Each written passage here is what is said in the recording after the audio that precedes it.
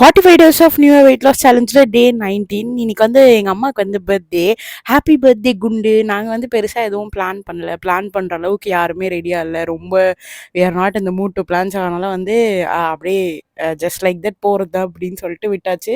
காலைல வந்து சரி ஒரு நல்ல டிஃபன் சாப்பிட்லாம் அப்படின்னு சொல்லிட்டு ஆந்திரா டிஃபன் ரூம் தான் போயிருந்தோம். இது ரொம்ப நாளாக யோசிச்சுட்டு இருந்தோம். நான் வந்து ஒரு நல்ல காரம் மசால் தோசை வாங்கியிருந்தேன். செம்ம காரம், வாயிலே வைக்க முடியல.